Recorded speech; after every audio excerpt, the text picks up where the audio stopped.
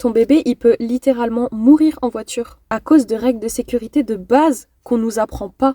La première règle de sécurité, c'est d'avoir un bon siège auto, un bon cosy, un bon siège réhausseur en fonction de l'âge de notre bébé, quelque chose qui soit validé au crash test. Mais ça suffit pas. La première règle indispensable, c'est qu'on ne laisse pas une veste ou une combi pilote au bébé ou à l'enfant dans le siège auto. Le bébé, dans son siège auto, il a ses sangles qui sont placées d'une certaine manière. Si elles sont pas correctement mises, ça fonctionne pas. Si elles sont pas correctement ajustées, ça ne fonctionne pas. Comment est-ce qu'on ajuste correctement? Normalement, on est censé juste pouvoir passer nos doigts comme ça dessous. C'est tout.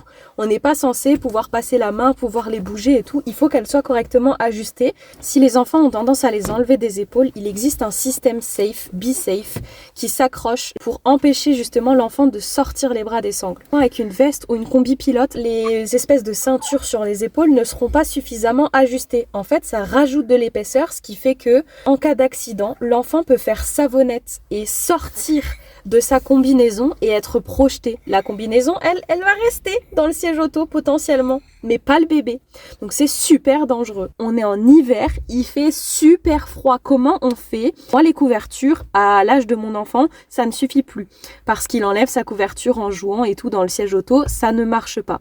Qu'est-ce que je peux lui mettre à la place? Un poncho! C'est trop pratique parce que du coup, on n'a pas à le retirer quand on sort de la voiture. On peut le mettre à la maison, porter l'enfant, le mettre dans la voiture avec le poncho et rester toujours sécuritaire. Il y a toujours une petite couverture qui traîne dans la voiture. Mais le poncho, vraiment, meilleure astuce. Le truc suivant, c'est que avant 15 mois, un enfant doit être dos à la route. Légalement, en France, on est amendable si notre enfant avant 15 mois est face à la route.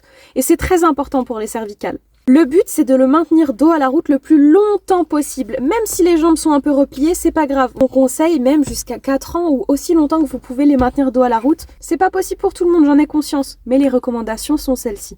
Et ensuite, en ce qui concerne le cosy, il y a une poignée qui permet de le porter, mais elle permet aussi de faire anti-choc. On ne la rabat pas, on la laisse toujours redresser. Ce qui fait que quand le cosy, il valse en avant parce que il y a un accident, ça va faire anti-choc pour l'enfant. Et évidemment, on attache son enfant. Non mais parce que ça me paraît être vraiment enfoncer des portes ouvertes que de dire ça. Mais j'ai déjà vu des commentaires de gens qui disent « Oh, c'est bon, juste pour une fois l'emmener à l'école. » Prenez soin de vous, restez safe en voiture. C'est important.